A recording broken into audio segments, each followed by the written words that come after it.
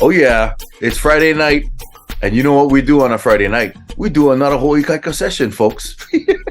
So I got my friend Josh Lindo with me, and it's been kind of crazy because for some reason he and I we just was trying to make arrangements for things to happen so we could do this session, but stuff kept on coming up. Like Josh got sick at one point, so I had to postpone, and the following week I got sick, I had to postpone.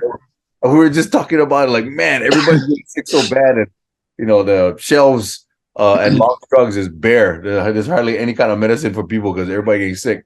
But we good now. We good. We have little minor symptoms right now, but we will overcome. But Josh, the interesting thing is I actually met him, I think, over a decade ago when I was living in Utah, because I knew his siblings, his sister and the brother. And then when I moved back home, I saw him again here. I was like, hey, I know that guy. And one of the ways we've been keeping in contact is we've been keeping tabs on each other as far as like accountability for our health and weightlifting and all these workouts. I ain't gonna lie, I've been slacking. I don't know about you, bro, but I've been kind of slacking. Oh yeah, it's been a rough ride, but yeah, definitely. But I'm gonna let Josh go ahead and talk story and introduce himself and say a little bit about himself. So, brother, mahalo for doing this, man. If you could please go ahead and introduce yourself and tell the people about you. Yeah, for sure. Thanks for having me. I've been watching all of the videos that you've been putting online, and some really good stuff coming from the Polynesian men all over, not just here in Hawaii. I know you've had interviews from different parts of the states, and some of the things that I've been hearing are so relatable, right? To myself. I think my first meeting with you, my sister Sarah, you guys were in the singles ward together? Yeah, that was it. We was at the singles branch, the Provo 7. Yeah. Yeah. And that's right. She told me a funny story. She's like, yeah, I met this guy, Gavon, and he's like, oh yeah, I'm from Hawaii. She's like, oh, which part? And he said, oh, I'm from Papakolea. And then my sister came back with something like, oh yeah, I'm from Big Island too, or something like that. And then our cousin Janice was just like, Sarah, Papakolea is not on Big Island. Yeah, I think Janice's mom or Janice's family is from there or something, from Papakolea, Yeah. I think. Yeah? Yep. They're from there too. But yeah, thanks for having me. So just a little bit about myself. I actually grew up on the Big Island. I was actually born here on Oahu in Kahuku when they were still doing full operations at the hospital. And I have an interesting story because I'm actually adopted. So not a lot of people know that, which cracks me up because when you look at me and my siblings on my adopted side, you can tell like I'm the black sheep of the family as far as looks, right? I'm the taller one and more Samoan looking. Even though my adopted family, they're Samoan too. My mom is Samoan German, and my dad is Hawaiian Portuguese. So 2 weeks after I was born, I guess I had been through a few different homes, and the adoption agency was actually run through the church back in the days. This is early 80s. So I just gave away my age. So 2 weeks after I was born, that's when I was adopted into the Lindo family. Lindo is actually Portuguese.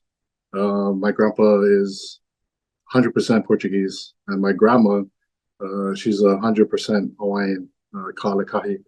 Originally, her family is from South Kona. So I grew up on the Big Island till I was about 15. And after my dad had passed away, my mom decided that she wanted to move the family to Laie, which is a huge undertaking. She had two teenagers, myself and Sarah. Um, the older three of the family, they had already, they're already adults, and I think all three of them were going to BYU Hawaii in Laie. So that was another incentive for my mom to move me and my sister to Oahu, where the whole family could be together. And you know, losing my dad was really hard for the family. So I think for us to be together really helped bond us. Um, but yeah, been here, lived in Utah, uh, Costa Rica. 8 years ago, I was living in Tahiti with my wife. So did a little bit of traveling, but yeah, as far as like my upbringing, it was, you know, my youth was Big Island and Kailua Kona, and then we moved to Laie when I was 15. So your actual like blood ethnicity, is it Samoan? You have other stuff too? Is it just Samoan? So I actually did meet my biological family Yeah. back in 2012. On my biological side, I'm the oldest of nine. So I have six younger brothers and two younger sisters. And most of them live in Missouri. I have two sisters that live in Texas, one brother that lives in Utah, and I have another brother that lives in Washington State. So, I mean, meeting them was pretty awesome. Um, I've always wondered growing up because knowing that I was adopted, my family was telling me and teaching me about that when I was really young. They didn't want to give me that shock. Yeah, like, oh, surprise, you're actually not ours biologically. So I grew up knowing that I didn't come from my mom and dad, but that I was meant to be with this family. Uh, it's a cool story. So my younger sister, right below me, she's only 4 months younger than I am, and so we grew up, and people would ask us if we were twins, and some people, we would say yes. Um, so around the time, if we look at the timeline, um, around the time that I was born, my dad had a dream, and in his dream, because my mom was already pregnant, so they knew that they were having a child, but they didn't know what they were having. Back in those days, they didn't have like gender reveal. So my dad had a dream, and my dad's first language is Hawaiian, and he had this dream in Hawaiian. And in this dream came this name, and the name was Joshua Ikakumai Kai Ona Ina Aloha Lindo, which translates to the chief uh, who loves his land. And that name came to him in a dream. And as soon as he had received that dream, he woke up my mom, and he was just like, "Baby, I know what we're having. I know what we're having. We're having a boy, and I know his name." And it just came to me. And at that time, my dad was the bishop uh, of our ward, and he was so excited to tell everybody the name. And I guess the next day after he had received that dream, he had received a call from church services, and it was um, somebody talking to him on the phone, because my parents, they were foster parents for a long time, and they had gotten so attached to these kids, but every time they're ripped from their homes to go to like their permanent homes, it was always heartbreaking for my mom. So she said, "I don't want to do any more foster care because I get so attached to these kids, and the kids get attached to them." and so they had stopped doing foster care. But for some reason, when I was in the process of being placed permanently into a home, in the files, my dad's name, uh, they came across his file for our family, and the guy apparently knew my dad, and he gave him a call, and he says, "Hey, Jimmy boy, we got this young boy needs a home, a permanent home. He's Samoan. Do you Are you interested in like filing for adopting this baby boy?" And my dad said, "We want him. We'll come and get him." And he told the guy, I got his name already. I know that he was prepared and that, this boy was meant to be in our family. So growing up, knowing that I was adopted um, and hearing that story that I always loved hearing as a little kid from my dad, just kind of solidified that, you know, I do have a purpose here and that I am supposed to be with this family. And so I've always been eternally grateful. Um, but yeah, I mean, knowing that I was adopted, I never really felt that growing up. My parents, my siblings, they never treated me any different. Like I always knew that I was just their son or their brother. So that was a huge blessing for me. That's cool, bro. I was actually going to ask you about that too. Like, what was it like knowing that you were adopted? Because I know sometimes I hear stories, they felt like they were out of place. And sometimes I've heard stories where they felt, no, the family was very loving and whatnot. But to hear that, where Oh yeah, it had a absolutely. dream, dude, Yeah, like no doubt, man, you're in the right spot. Wow. Chicken skin, bro. yeah. I mean, I don't know how heavy this channel is supposed to be, Yeah, but I hey, go mean, as heavy as you want, man. yeah. So it wasn't until I was like 16 that I actually heard. So when we moved to Laie, um, my biological mom was from the North Shore, and so when we moved to the North Shore, I guess people had pieced things together, and so we started hearing um, different things. Like I got to hear different things about my biological mom, and for me, I like knowing that I was adopted. It was already out in the open, but how I was conceived was not in the traditional sense, and it wasn't under like the most ideal circumstances. It was definitely unplanned. My mom was a teenage mother, um, and I don't want to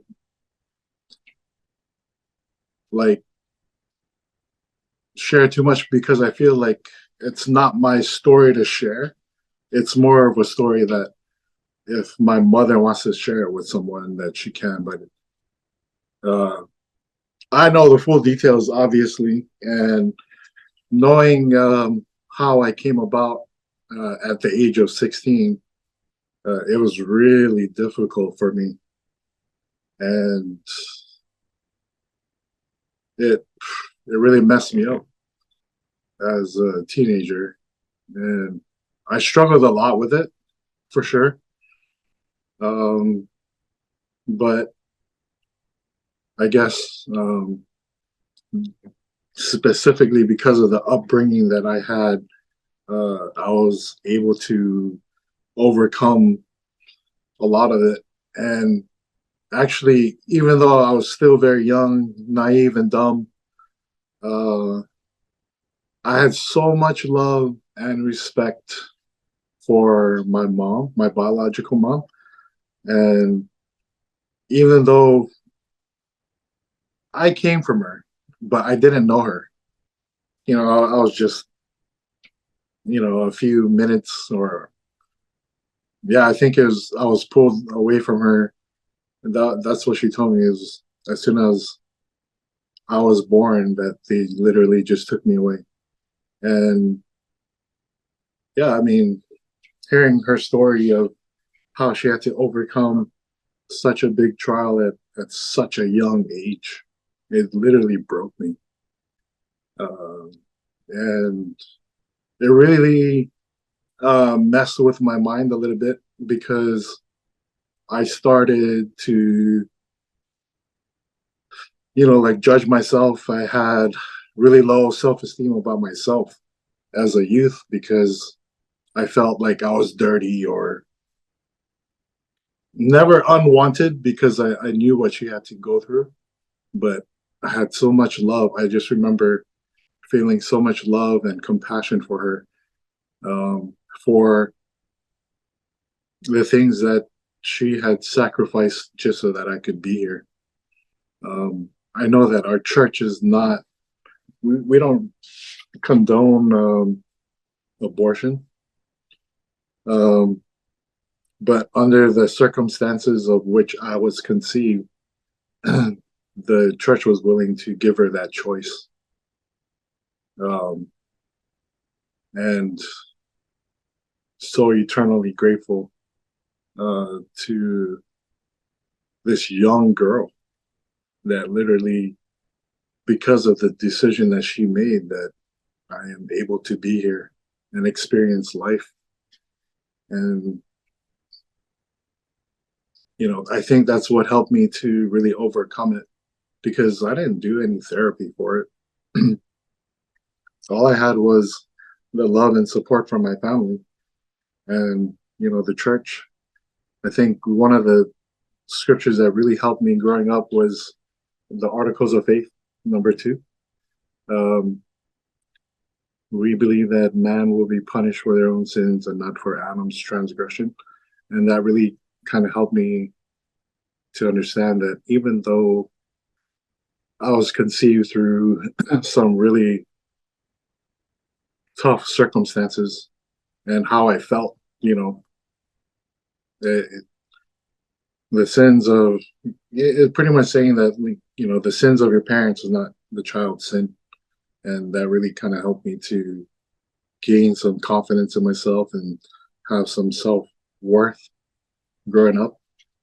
And I think that really helped it really helped to, like, mold me into the person I am today, for sure. 100%. I firmly believe that. Bro, thanks for sharing that, man. It's crazy. Yeah. Wow. Dude, that's I I was talking about this earlier. Like it's so cool to talk to friends like you that I've known for a little while, and even some friends that I've known for decades too. And Yeah.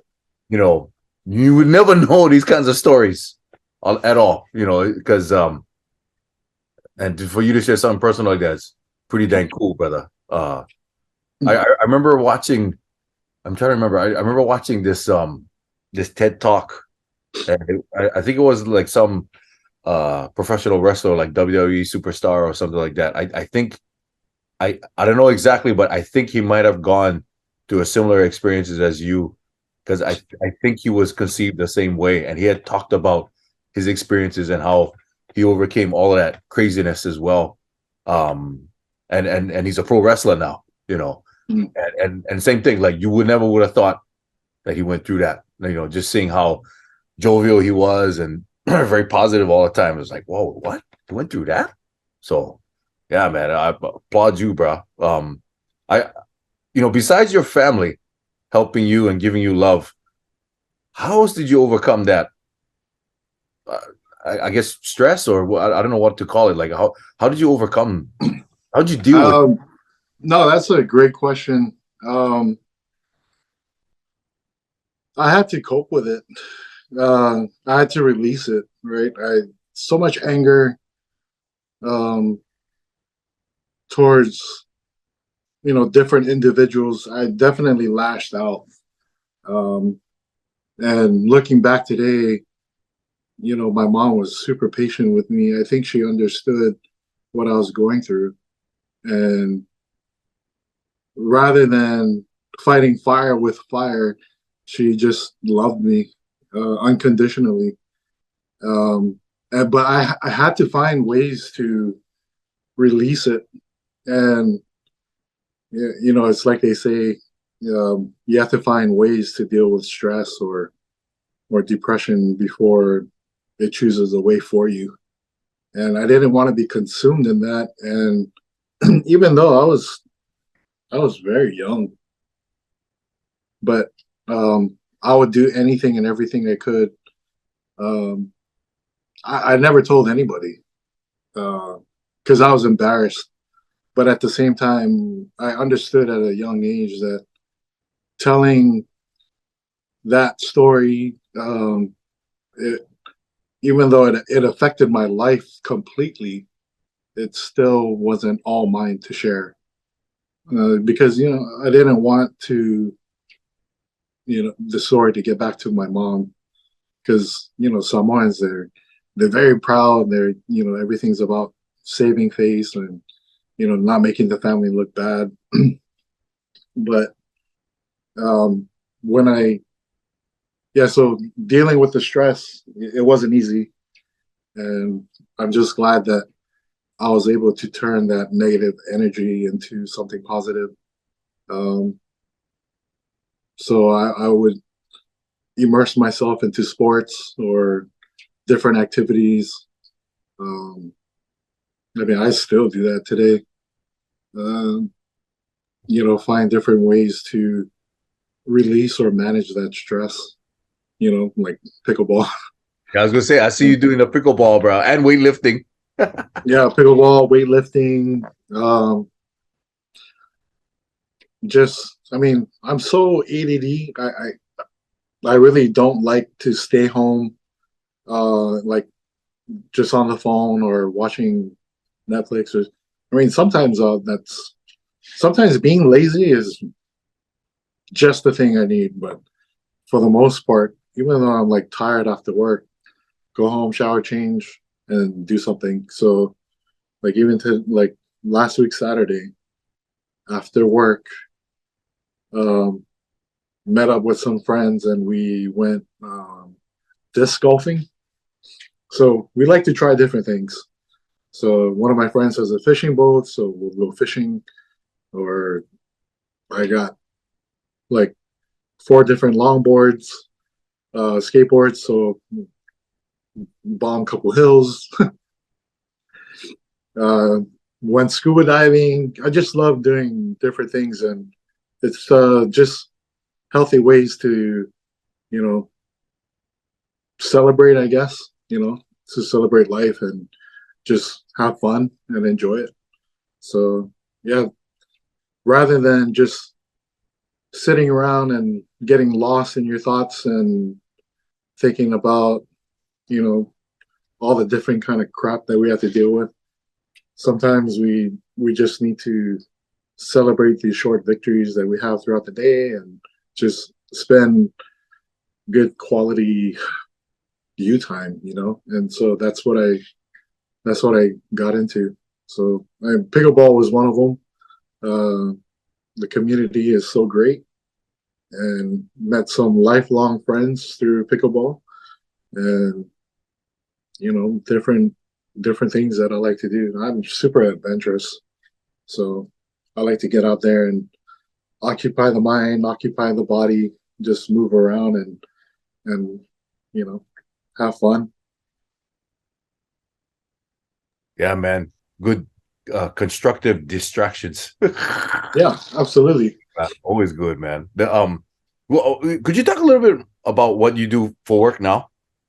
Like you're working for So the company I work for is called Temco Logistics, and so I'm one of the managers. There's two managers here. Um, my manage the other manager, my partner, super great. He's a little bit younger than I am, but super brilliant, uh, very intelligent. And the funny thing is, we both come from managing backgrounds at UPS. So The vice president of our company now used to be the head of the whole state of Hawaii for UPS. And so our company, Temco Logistics, we do all of the delivery and installations with Home Depot. And it's just strictly Home Depot. So Home Depot and Temco Logistics have been in partnership for a couple of years. And um, they've loved what they have done with Temco and their partnership. They love them so much that they decided to expand with Temco. So last year we opened up 30 something locations across the US and in Puerto Rico. And this location where we're at is the first in Hawaii. Um, this year, they plan on opening up another 50 locations. And so the company is expanding rapidly. It's a great company. I did UPS was a great company to work for. Their reputation is just incredible. They're a very credible company, multi-billion dollar company spread across the U.S. and other countries. Um, so I learned a lot of the managing skills from UPS, and in fact, the CEO of Temco also came from UPS, as well as probably 90% of all of their managers at their new facilities. So, I mean, this company is great. Um, I definitely have a better work-life balance, and that's probably one of my biggest victories or triumphs as far as my career. My work-life balance is incredible. I absolutely love it. So I get paid more than I was at UPS, but I manage just a fraction of the drivers, and uh, the work environment is electric here. In fact, a lot of times the drivers they'll just hang around after work. Um, Ben and I we wanted to create a healthy work atmosphere because I've worked for some really shitty bosses. Excuse my language. I worked for some really bad managers, and I've also worked with some really amazing managers, and that have become my mentor. That taught me how to really manage a business, how to manage people, how to manage talent, but not only how to manage them, but how to build talent. Um, the reward is incredible. And so, like where I'm at now, as far as my career, I'm probably the happiest that I've ever been um, in my adult life. Working. So Ben and I, we have so much fun here. Uh, the guys, so we put a weight room in one of our rooms here. We put a ping pong table. We have a shuffleboard outside. We do barbecues every month for the guys because they work hard for us, and so we want to reward that. Um, Within our short time, because we opened up in May. Well, Ben and I started here in May, on May 1st, and we started the whole hiring process, renovating the building because we needed to fix it up. Um, Before we got into this building, Bubby's Ice Cream was here. They do the mochi ice cream, but because they're expanding and most of their sales were coming from the US and even in Europe, they decided to move their operations to the mainland. And this building has been vacant for, I think, 2 years before we moved in. Uh, but yeah, we've had to have a lot of renovations here. We had to build our own team. train them. We had to learn it ourselves. Um, but yeah, because Ben and I were recruited to work managing installers for appliances for Home Depot, but we had no appliance installation experience at all. So uh, it's kind of funny. So we actually had to learn from some of the more experienced technicians that we had brought in from the company that we took over for. And so, I mean, installing appliances, if you're a guy, you'll figure it out. I, I mean, I've never looked at any manuals for the work that we do. We just pick up a drill and, you know, get to work.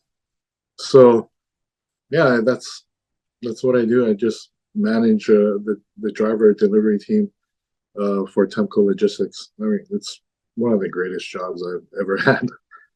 I love it. Yeah, bro. That work-life balance, it's like Oh, it's huge. yeah. It's definitely huge. I mean, it's crazy to see, especially now. Like so many people are seeking that out way more than salary now. Ever since COVID, it's like, no, I need work-life balance. Oh yeah. Did Yeah. you know that 65% of the people who quit their jobs are actually quitting because their managers are terrible to them?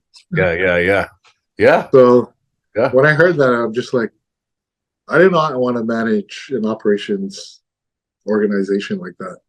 Oh And yeah. so, I mean, we reward these guys and they work hard. And when it comes down to cracking the whip, it's all about managing without exception. You know, like if you're going to be, if this is the law, then this is the law for everyone. So, but I mean, I don't know if it's luck or if it has to do with them as individuals or as us as managers. I think it's a combination of everything.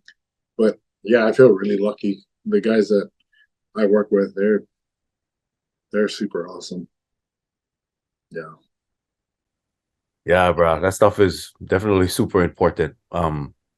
When if you were to give this is the question I always ask everybody, right? The final question. If you were to give advice to other Polynesian men out there that are going through rough times, what would you want to tell them? Oh, that's a loaded. It's a big question. Yeah, man. Um,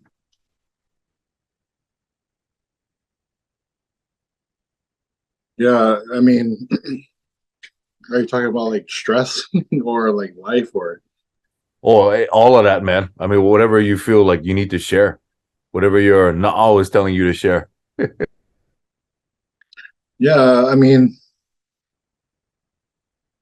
I mean, everybody struggles. Hardship is everywhere. Um, when people talk about dysfunction, dysfunctional people or dysfunction in families, I mean, dysfunction is everywhere. Yeah, and it's normal.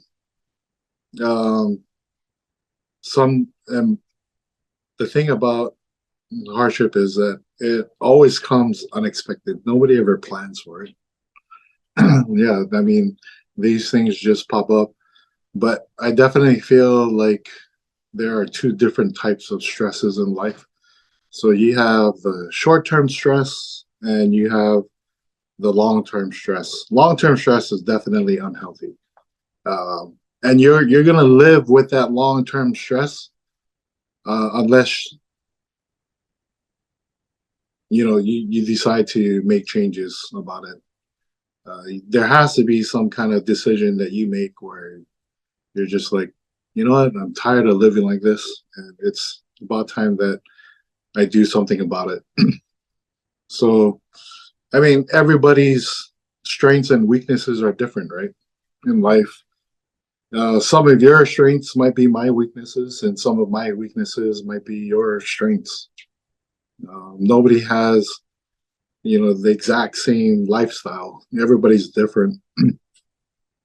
So dealing with your long-term stress, it has to come from some kind of commitment to yourself or to your situation. So it's all about how much of that can you deal with for how long. And I think it all has to start somewhere. For example, like when I was working at UPS, it was so stressful um, as a manager. As a driver, I mean, it was fine. The good thing about that job, and I think it applies 100% to the drivers I have now, is that we don't pay them like set hours.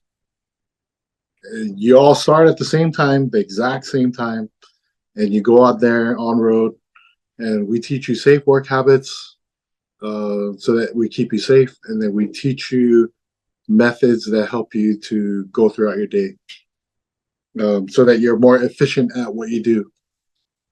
Being efficient with your time is super important in the logistics business. And so I was super happy as a driver. And because I loved what I was doing at UPS, I decided to get involved in different things.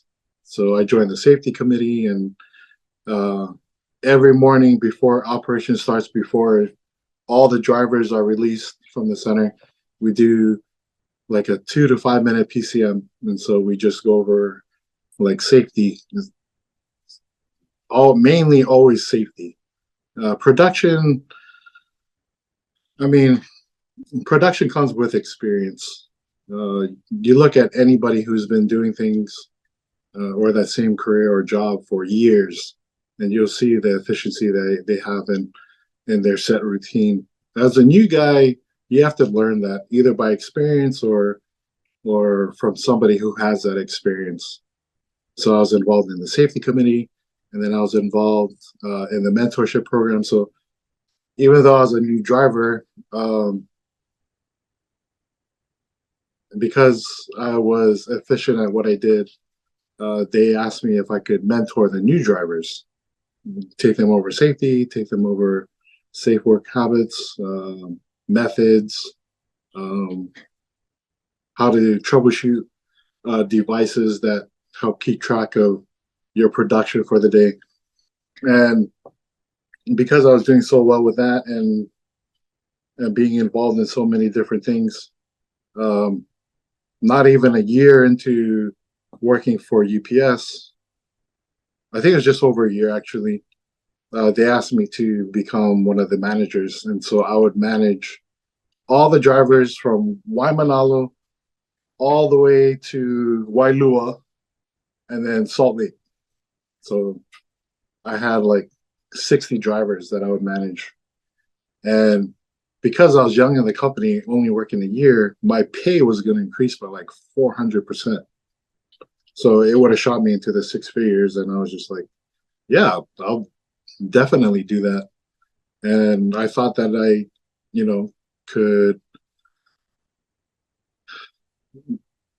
manage that, that work-life balance. And I was just way in over my head.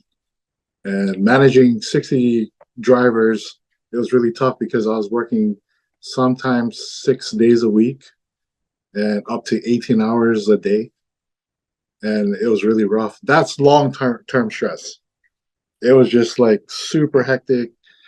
But I did learn a lot of what I know now from my mentors over there at UPS.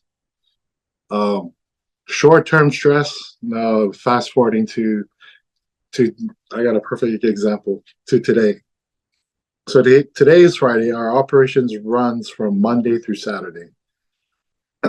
So I work the Tuesday through Saturday, and the other manager works Monday through Friday.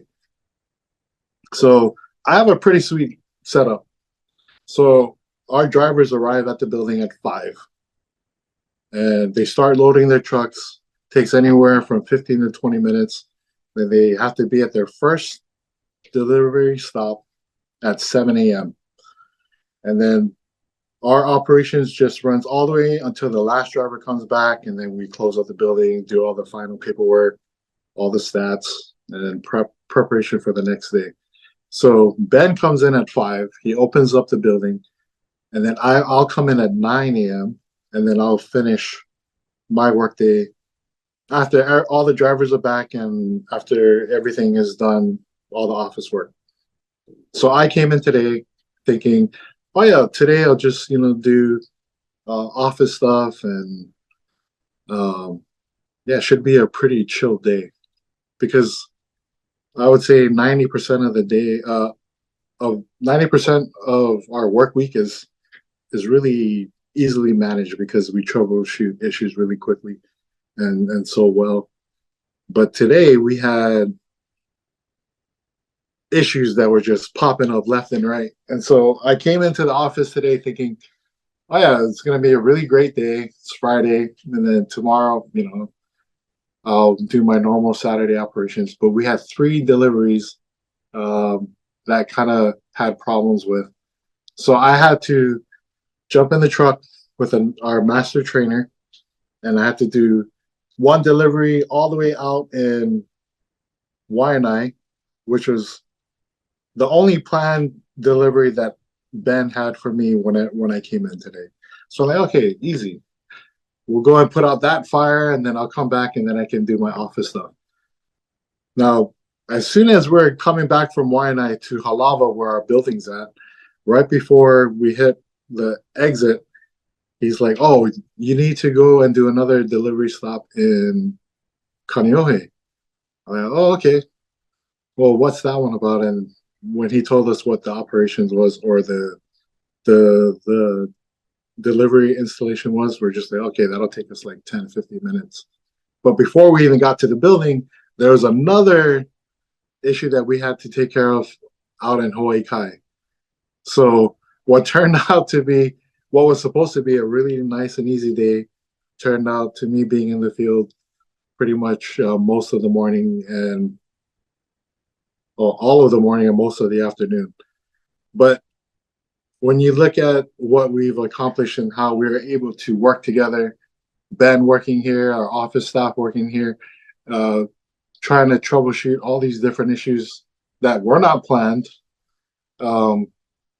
we still got everything we needed to do. And I think our last driver came in at like 2:30.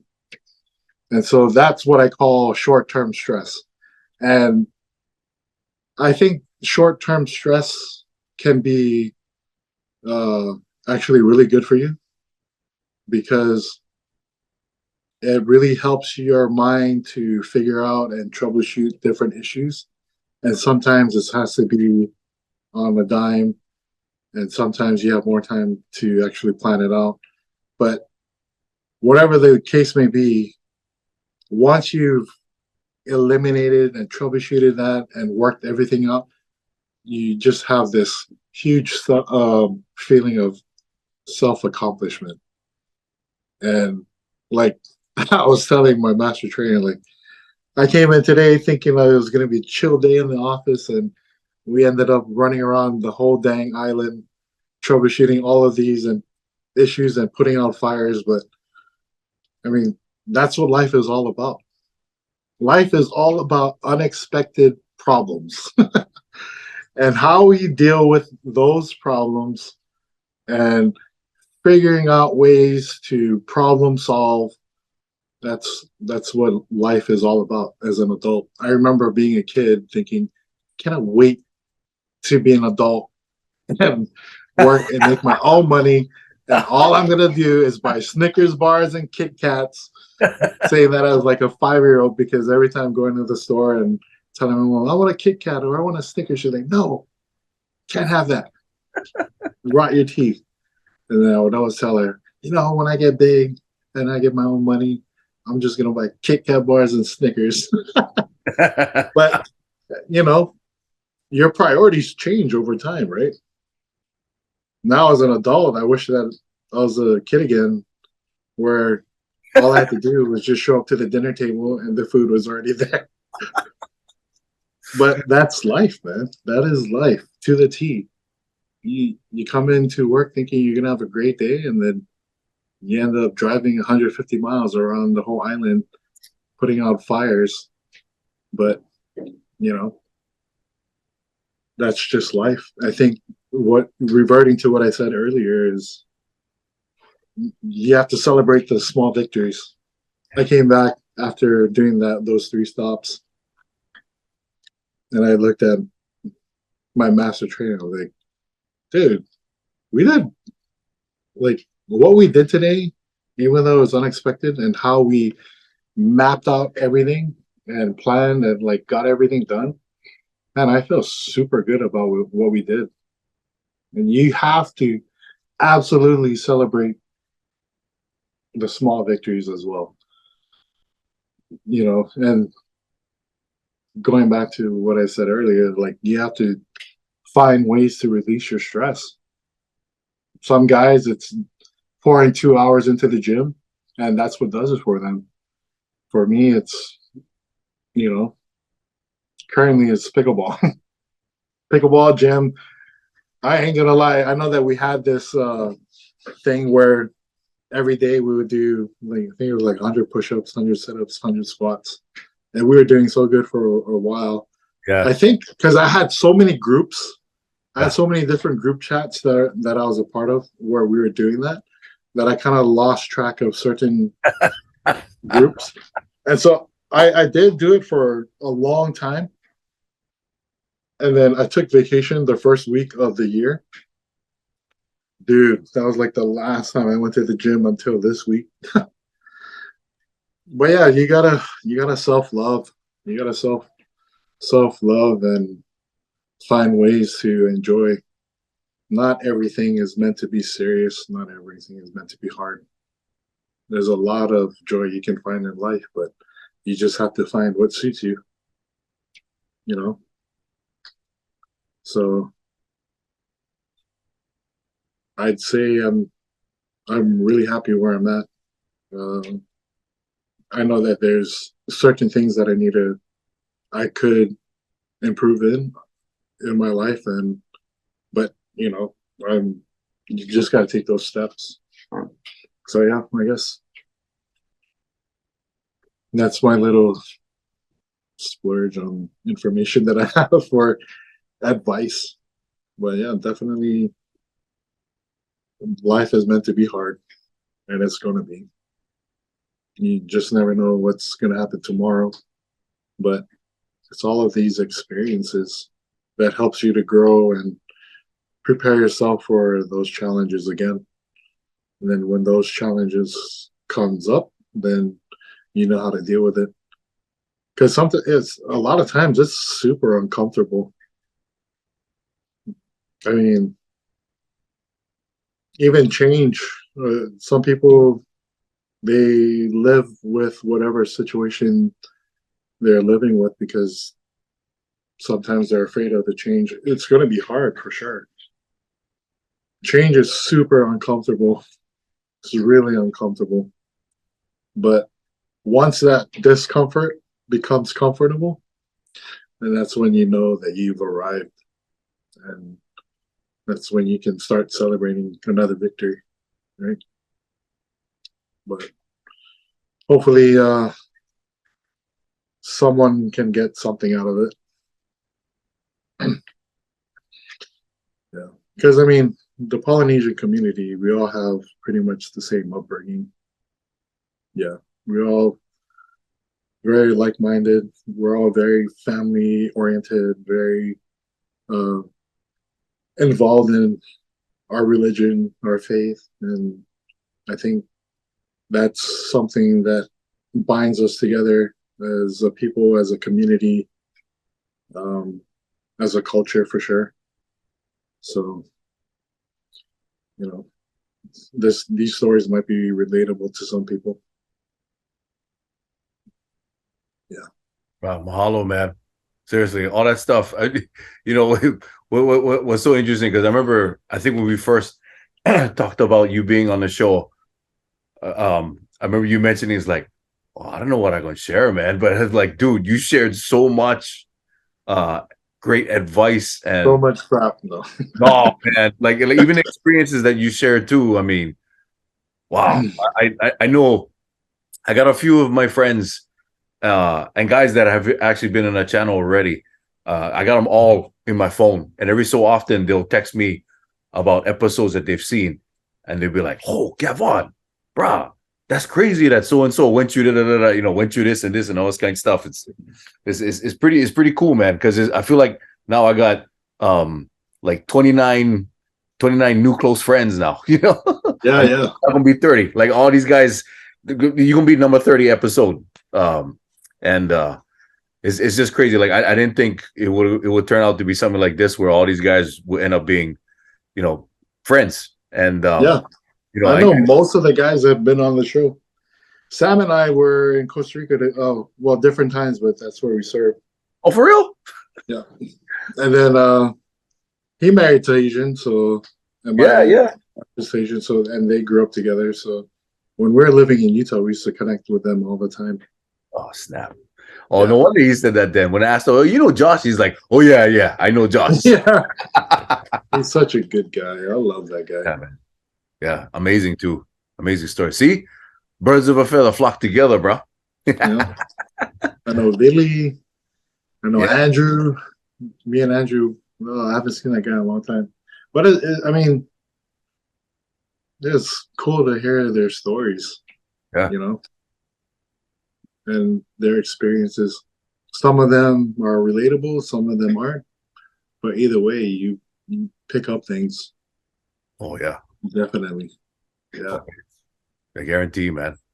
And the crazy thing, too, is like, there's even a lot of women that are subscribing to the channel, and they're picking up stuff, too, bro, for themselves. It's not just the dudes. There's actually, I don't know if I told you this or if you've seen it on the show before, but half the subscribers to the channel are women, bro. And yeah, and several of them have mentioned that they like the channel not just for them, but because they get sons and husbands, or maybe even brothers too, that are going through stuff or have gone through stuff, and they're getting a big benefit from it, man. And it's cool, man. It's grown into something that I never thought it would, and thanks to you guys, man. I'm just the interviewer, bro. I just, I'm like the Hawaiian Joe Rogan. I just bring the subject matter experts to the camera. Yeah. I just ask questions, and you guys just roll. You guys just roll, man. That's all I do. I don't know anything. That's not true.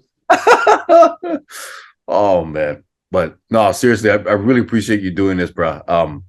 And pretty sure you're gonna be getting some comments on Facebook and stuff, and even on YouTube as well. But yeah, that was some deep heart-rooted stuff, bro. Ooh, that's heavy.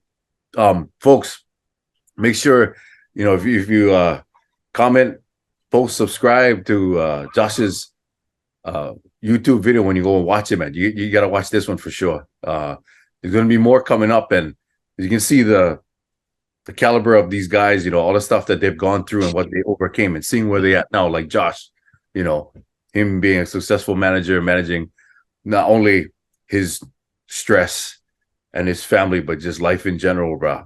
It's not an easy thing to do, and we're all going through it, but he was able to do it, and so can you, man. So just hang in there. We all can do it. So mahalo for watching Holy Kaika, folks. Josh, you the man, bro. Thanks again for doing this, bro. Thank you, brother. Okay. Mahalo, everybody.